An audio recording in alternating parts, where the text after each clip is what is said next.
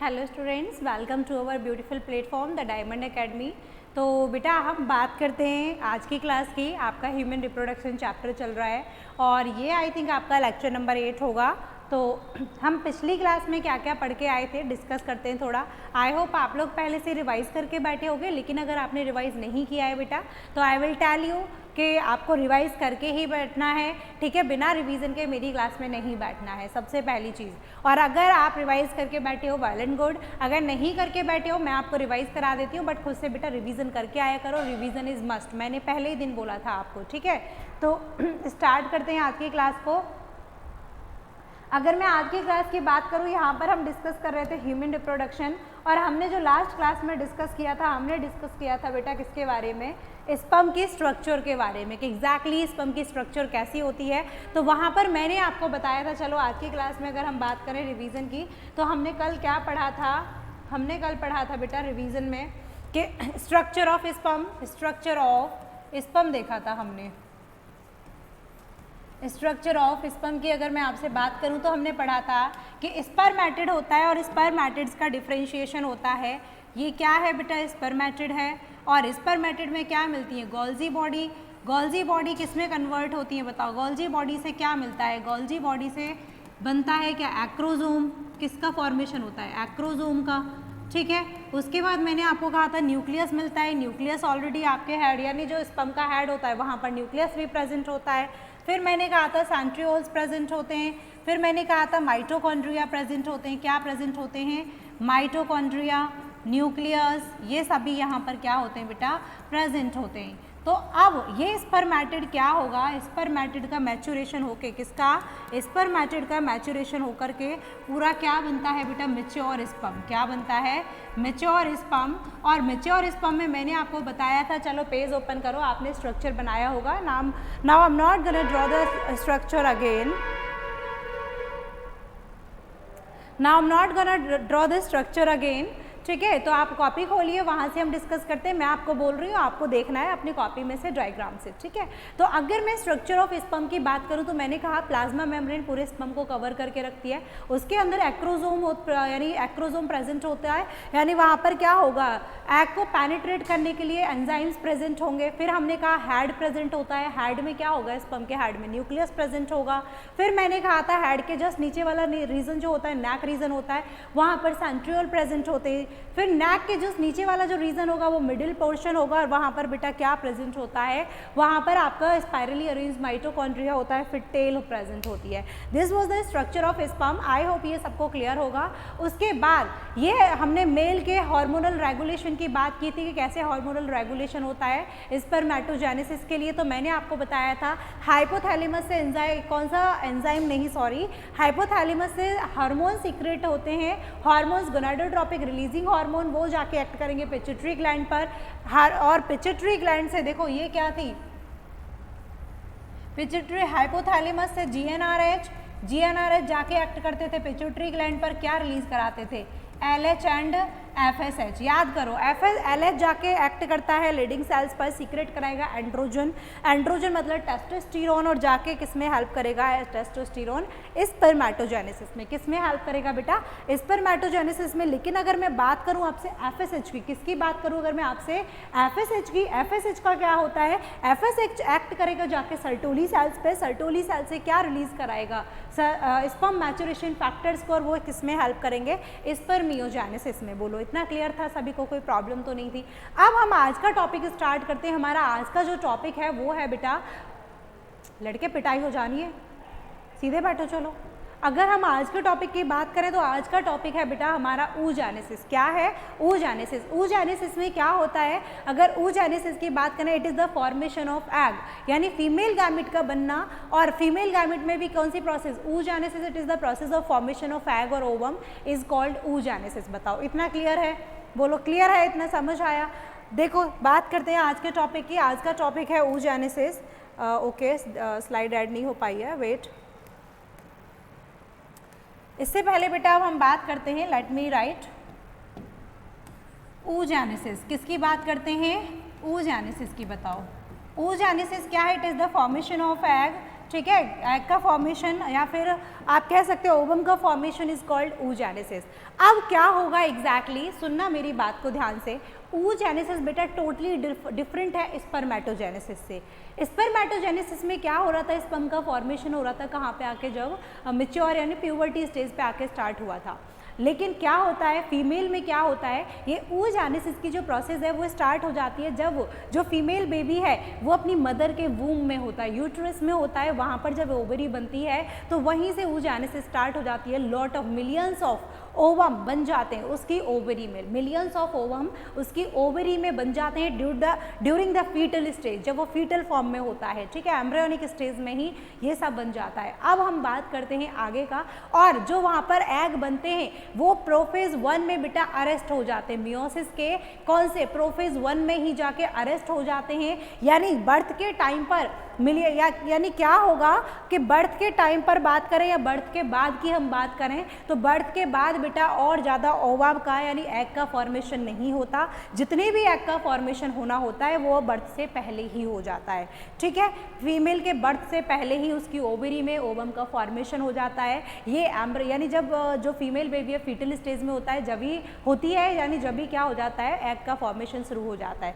अब क्या हो गया, बर्थ हो गया, बर्थ के टाइम पर वो क्या हो जाते हैं प्रोफेज 1 में, मियोसिस 1 के प्रोफेज 1 में अरेस्ट हैं, ठीक है। अब क्या होगा, प्यूबर्टी का टाइम आया, किसका टाइम आ गया बेटा, प्यूबर्टी का। देखो लिखा है, अगर मैं आपसे बात करूं oogenesis को, अच्छा हम और एक और चीज़ बोलते हैं, इसको हम क्या बोलते हैं, फॉलिक्यूलोजेनेसिस। क्या बोलते हैं, फॉलिक्यूलोजेनेसिस के। यहाँ पर फॉलिक्यूलोजेनेसिस क्यों कहते हैं, क्योंकि यहाँ पर फॉलिकल्स का फॉर्मेशन होता है। किसका फॉर्मेशन, फॉलिकल्स का फॉर्मेशन होता है। बताओ इतना क्लियर है, सुनना ध्यान से। अगर मैं बात करूं आगे के टॉपिक की प्राइमरी फॉलिकल की, किसकी बात करूं बेटा मैं, प्राइमरी फॉलिकल की, तो मेरी बात ध्यान से सुनो।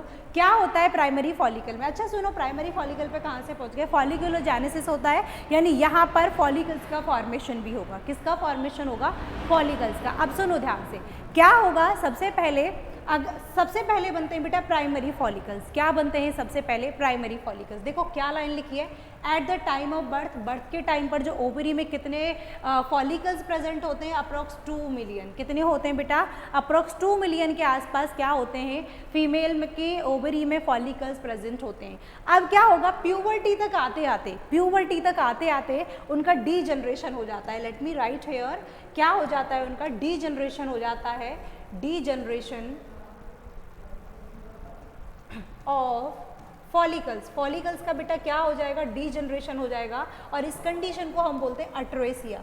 देखो आपकी ना एक एक एनसीईआरटी की एक लाइन को मैं क्लियर करा दूंगी, बस पेशेंस के साथ मुझे सुनना है, ठीक है। आई नो ये टॉपिक बच्चों के लिए बहुत कंफ्यूजिंग होता है, लेकिन मेरे अगर एक एक वर्ड को ध्यान से सुनोगे, मुझे ध्यान से सुनोगे और यहाँ पर जो लिखा है उसको ध्यान से देखोगे तो बेटा एनसीईआरटी की एक एक लाइन का मतलब आपको समझ आएगा। सुनो ध्यान से, मैंने कहा बर्थ के टाइम पर 2 मिलियन अप्रॉक्स फॉलिकल्स होते हैं। अब बर्थ के टाइम से प्यूबर्टी तक आते आते फीमेल में उनका डी जनरेशन होता है और उसको हम कंडीशन को बोलते हैं अट्रेसिया, ओवरी खाली हो जाती है, ठीक है। अब प्यूबर्टी के टाइम पर क्या होता है, 60,000 to 80,000 बचते हैं फॉलिकल्स। कितने बचते हैं बेटा, 60,000 to 80,000। अब प्राइमरी फॉलिकल होता क्या है, अब हमें जानना है। ये तो फीचर्स हो गए थे प्राइमरी फॉलिकल्स के, आई मीन ये होता है। अब हम फीचर्स की बात करते हैं, प्राइमरी फॉलिकल एग्जैक्टली होता क्या है। तो मेरे साथ देखना, अगर मैं प्राइमरी फॉलिकल की बात करूँ, किसकी बात करूँ बेटा, प्राइमरी फॉलिकल की बात करूँ तो देखो कुछ ऐसा होता है, चलो थोड़ा कम ही करते हैं विड्थ को, कि इस तरीके से इसमें क्या होगा, oocyte प्रेजेंट होगा बेटा। क्या प्रेजेंट होगा, oocyte, और oocyte कौन सा होगा, 2 एंड डिप्लॉयड करके, यानी प्राइमरी oocyte। क्या प्रेजेंट होगा बेटा, प्राइमरी oocyte। और अगर इसके आगे मैं बात करूं आपसे, ये क्या है, oocyte प्रेजेंट है, ठीक है। अब इसके बाहर फॉलिकल्स का फॉर्मेशन होना है, तो ग्रैन्युलोसा लेयर जो फॉलिकल्स का फॉर्मेशन कराती है, यानी ग्रैन्युलोसा की लेयर एक सिंगल लेयर बनेगी। देखना क्या होगा exactly, I have change the colour ना, okay let me take another colour. तो अगर मैं बात करूं तो देखो इस तरीके से क्या होगा, सिंगल लेयर बनेगी फॉलिकल्स की। चलो मैं इस तरीके से बनाती हूँ, इस तरीके से क्या बनेगी, पूरा सिंगल लेयर बनेगी फॉलिकल्स की। ये क्या हो गया, सिंगल लेयर हो गई किसकी, फॉलिकल्स की। तो यहाँ पर अगर मैं इसकी लेबलिंग करूँ, ये क्या है आपका, ये है आपका प्राइमरी oocyte। क्या है बेटा, ये प्राइमरी oocyte, ठीक है। इसके बाद ये क्या है, ये क्या है, ये है आपकी ग्रैन्युलोसा लेयर। क्या है ये? Granulosa layer. और वो भी कैसी ग्रैन्युलोसा लेयर बेटा? Single layer. कैसी है? Single layer. तो अगर मैं प्राइमरी फॉलिकल की आपसे बात करूं तो प्राइमरी फॉलिकल में सिंगल लेयर मिलती है ग्रैन्युलोसा सेल्स की। ठीक है, ग्रैन्युलोसा सेल्स बोलेंगे, लेयर क्यों लिखा है? मैं तब से लेयर बोले जा रही हूँ। ग्रैन्युलोसा सेल्स की बात करेंगे तो ये सिंगल लेयर होती है। oocyte कैसा होगा? Primary oocyte। और बेटा डिप्लॉइड कैसा होगा? डिप्लॉइड। कैसा होगा? डिप्लॉइड। बताओ, क्लियर है? यहाँ पर ही क्या हो जाता है? प्राइमरी फॉलिकल्स का फॉर्मेशन होता गया। ये क्या हो जाएगा? अरेस्टेड हो जाता है किसमें? मेयोसिस 1 के प्रोफेज 1 में। किसमें बेटा? प्रोफेज 1 में। बोलो, क्लियर है सभी को? अब हम बात करते हैं प्राइमरी फॉलिकल का फॉर्मेशन हो गया, हम प्यूबर्टी पर आ गए। ठीक है, अब क्या होगा? प्राइमरी फॉलिकल कन्वर्ट होते हैं सेकेंडरी फॉलिकल में। किसमें कन्वर्ट होते हैं? सेकेंडरी फॉलिकल में। तो सुनना ध्यान से, क्या होना है? नेक्स्ट स्लाइड पर चलते हैं। प्राइमरी फॉलिकल कन्वर्ट होंगे सेकेंडरी फॉलिकल में। कब? प्यूबर्टी पर। किसकी वजह से? एफएसएच की वजह से। Follicle stimulating hormone. क्या है? फॉलिकल स्टिमुलेटिंग हार्मोन, जो फॉलिकल्स को स्टिमुलेट करेगा, यानी इनकी ग्रोथ कराएगा, उनकी लेयर्स को बढ़ाएगा। तो एफएसएच की वजह से प्राइमरी फॉलिकल कन्वर्ट होंगे सेकेंडरी फॉलिकल में। सेकेंडरी फॉलिकल में क्या होता है? Multi layer of granulosa. अभी सिंगल लेयर थी ग्रैन्युलोसा सेल्स की, अब कैसी हो गई बेटा? Multi layer. कैसी हो गई? ये मल्टी लेयर। और क्या होता है? यहाँ पर फॉर्मेशन हो जाता है थीका लेयर का। देखेंगे क्या है थीका लेयर। oocyte रहेगा, अभी प्राइमरी oocyte मतलब डिप्लॉइड ही रहेगा। चलो मेरे साथ आओ, देखते हैं। अगर मैं बात करूँ, सबसे पहला पॉइंट यहाँ पर अगर मैं इनर साइड बात करूँ तो देखो, सबसे पहले तो प्राइमरी oocyte मिलता है। क्या मिलता है बेटा? Primary oocyte। बताओ मुझे। देखो, वेरी गुड, और बढ़ा लो इसकी विड्थ। देखो क्या मिलता है? सबसे पहले तो प्राइमरी oocyte। ठीक है, उसके बाहर मैंने कहा है कि ग्रैन्युलोसा लेयर मिलती है, और वो भी मल्टी लेयर। क्या बेटा? Multi layer. और उसके बाहर मिलती है थीका लेयर। तो देखो ये क्या है? ये है थीका लेयर। क्या है ये? Theca layer. ठीक है, थीका लेयर क्या होती है? जो ग्रैन्युलोसा सेल्स हैं उनका ही मॉडिफिकेशन करके थीका की लेयर बनती है, जो एस्ट्रोजन को रिलीज करती है। हार्मोन होता है एस्ट्रोजन जो उसको रिलीज करती है। तो सुनना ध्यान से, एग्जैक्टली क्या होगा? अब इसमें क्या होना है बेटा? फॉलिकल्स का फॉर्मेशन। किसका? एक लेयर थी, अब देखो एक लेयर से मल्टी लेयर बन जाएंगी। क्या बन जाएंगी? Multi layer. देखो सुनो ध्यान से, देखो यहाँ पे डबल लेयर नहीं कहोगे आप इसको कि 2 लेयर, यहाँ पर मल्टी लेयर बन जाती है। चलो थोड़ा बड़ा बनाते हैं, छोटा हो गया ये। सबसे पहले 2n, ज़्यादा ही हो गया। सबसे पहले बेटा 2n, उसके बाद में क्या बोला मैंने? थीका की लेयर बन जाएगी। अगर मैं बात करूँ थीका लेयर, तो ये क्या हो गई? थीका लेयर हो गई। ठीक है, थोड़ा सा इसकी विड्थ और बढ़ा के करते हैं। क्या हो गई बेटा? ये थीका की लेयर हो गई। ठीक है, बताओ क्लियर है इतना सभी को? फिर मैंने बोला आपसे कि यहाँ पर multi layer of granulosa cell बनती है। क्या बनती है? Multi layer of granulosa cell. देखो ध्यान से, दिख रहा है? एक लेयर तो ये हो गई ग्रैन्युलोसा सेल की, फिर मैंने कहा मल्टी लेयर, तो एक लेयर ये हो गई। इस तरीके से बहुत सारी लेयर बनती जाती हैं। देखो बन रही हैं, ये मल्टी लेयर्स में कन्वर्ट हो जाते हैं। 3 मत सोचना, मल्टी लेयर्स। ठीक है, ये बन गया। तो यहाँ पर सबसे आउटर क्या है बेटा? ये थीका। ठीक है, थीका लेयर बन गई। फिर ये क्या है? मल्टी लेयर है, ग्रैन्युलोसा सेल की मल्टी लेयर। किसकी? ग्रैन्युलोसा सेल्स की, सेल्स की। फिर उसके बाद में बात करूँ तो ये क्या है? Primary oocyte। क्या है बेटा? Primary oocyte। बोलो क्लियर है? अब क्या होगा? सेकेंडरी फॉलिकल बन गए। क्या बन गए? Secondary follicle. सेकेंडरी फॉलिकल का फर्दर डेवलपमेंट होके, यानी इसका क्या बनते हैं? Tertiary follicle. क्या बनते हैं? Tertiary follicle. तो चलते हैं सेकेंडरी फॉलिकल से बेटा, सेकेंडरी फॉलिकल से क्या बनाना है? Tertiary follicle. क्या बनाना है बेटा? Tertiary follicle. अगर मैं आपसे बात करूं टर्शरी फॉलिकल की, किसकी बात करूं? टर्शरी फॉलिकल की। तो यहाँ पर बेटा बनती है, अच्छा एक चीज़ और रह गई थी, सुनो ध्यान से। अगर मैं सेकेंडरी फॉलिकल की बात करूं तो यहाँ पर फ्लूइड फिल्ड कैविटी एंट्रम का बनने की शुरुआत हो जाती है, बनती नहीं है, शुरुआत हो जाती है। तो चलो मैं थोड़ा सा दिखा देती हूँ एक जगह पर, थोड़ा सा करके, कि क्या होता है एग्जैक्टली। यस, देखो पूरा ही हट गया। ऐसे छोटी सी यानी क्या हो जाती है? स्टार्टिंग हो जाती है फ्लूइड फिल्ड कैविटी एंट्रम की बनने की। बोलो देखो, अब मैं बात करती हूँ टर्शरी फॉलिकल की, तो फ्लूइड फिल्ड कैविटी एंट्रम बन जाएगी, थीका डिवाइड हो जाएगी, थीका एक्सटर्ना इंटरना में, और ऊसाइड जो प्राइमरी ऊसाइड था वो डिवाइड होके इसमें मियोटिक डिवीजन होके सेकेंडरी ऊसाइड बन जाएगा, प्लस एक और चीज़ बनेगी यहाँ पर फर्स्ट पोलर बॉडी। क्या बन जाएगी बेटा? First polar body. बोलो क्लियर है इतना? ठीक है, ये क्या है? First polar body. ठीक है, ये क्या है? Secondary oocyte. क्या है बेटा? ये सेकेंडरी ऊसाइट। तो देखो कैसे बनता है। मैंने कहा सबसे पहले थीका लेयर डिवाइड हो जाएगी, थीका एक्सटर्ना और थीका इंटरना में। देखो क्या बोला मैंने कि थीका लेयर क्या हो जाएगी बेटा? डिवाइड हो जाएगी। देखो ये थीका है, ठीक है, ये थीका देखो अभी, चलो बाद में एक्सप्लेन करती हूँ। देखो दिख रहा है, ये क्या हो गई? थीका एक्सटर्ना और थीका इंटरना। सुनो अब ध्यान से मेरी बात, क्या बोल रही हूँ मैं? मैंने कहा ये क्या है? Theca externa. क्या है बेटा? ये थीका एक्सटर्ना, एक्सटर्ना, एक्सटर्ना। ठीक है, ये क्या है बेटा? Theca interna. ठीक है, ये थीका इंटरना हो गई। फिर मैंने कहा इसमें फ्लूइड फिल्ड कैविटी बन जाती है। क्या? एंट्रम। क्या बन जाती है बेटा? Fluid filled cavity. This is called antrum. क्या है ये? Antrum, that is called fluid filled cavity. उसके बाद मैंने कहा यहाँ पर जो प्राइमरी ऊसाइट है बेटा वो डिवाइड होके जो 2n था, 2n से अब बेटा क्या बन जाता है? n, यानी हैप्लॉइड रह जाता है। ये क्या हो गया? Secondary oocyte. क्या हो गया बेटा? सेकेंडरी ऊसाइट का फॉर्मेशन। फिर मैंने कहा आपसे यहाँ पर एक छोटी सी पोलर बॉडी बनती है। कौन सी बेटा? First polar body. बताओ कौन सी polar body? First polar body. Polar body बनती है, वो भी कौन सी? फर्स्ट। सोना नहीं है नींद में, आधे बच्चे सो रखे हैं बेटा, इधर देख लो सामने ध्यान से, सो ले बेटा। पहले तो बुक खोल रखी है, बुक है लेके आए हो, फिर निकालो उसको, देखो। चलो अचार डालने के लिए लाते हो बुक, बैग में अचार डालती है, अलग बच्चे हैं। रख रखी है मैम बैग में बुक। देखो सुनो ध्यान से, ये क्या हो गया? सेकेंडरी ऊसाइट, पोलर बॉडी हो गई। अब इसके बाद अगर मैं बात करूँ तो बेटा यहाँ पर आपको क्या मिल जाएगी? यहाँ पर आपको मिलेगी क्या?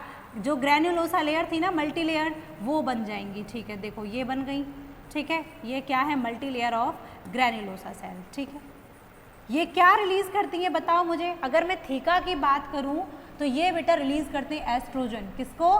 एस्ट्रोजन हार्मोन को। ठीक है, तो ये फॉलिकल्स क्या काम होता है? फॉलिकल्स का एस्ट्रोजन हार्मोन को रिलीज करना। बोलो क्लियर है? ये आपका था टर्शरी फॉलिकल। अब टर्शरी फॉलिकल फर्दर डिफ्रेंशिएट होकर किस में कन्वर्ट हो जाता है? मैच्योर होके बेटा ग्राफियन फॉलिकल में। किस में कन्वर्ट हो जाता है? ग्राफियन फॉलिकल में। ग्राफियन फॉलिकल में क्या होगा? ग्राफियन फॉलिकल में जो एंट्रम है, फ्लूइड फिल्ड कैविटी है, उसका बेटा साइज इंक्रीज हो जाता है। क्या हो जाता है? उसका साइज इंक्रीज हो जाता है। ऊसाइट यहाँ पर कौन सा रहेगा? Secondary oocyte. क्या रहता है बेटा? सेकेंडरी ऊसाइट ही रहता है। और फॉर्मेशन होता है जॉना पैलिसिडा का। जो ऊसाइट है उसके आसपास लेयर बन जाती है जॉना पैलिसिडा। तो देखेंगे ध्यान से, अगर मैं बात करूं सबसे पहले theca externa, theca interna, Graafian follicle की बात करूं, देखो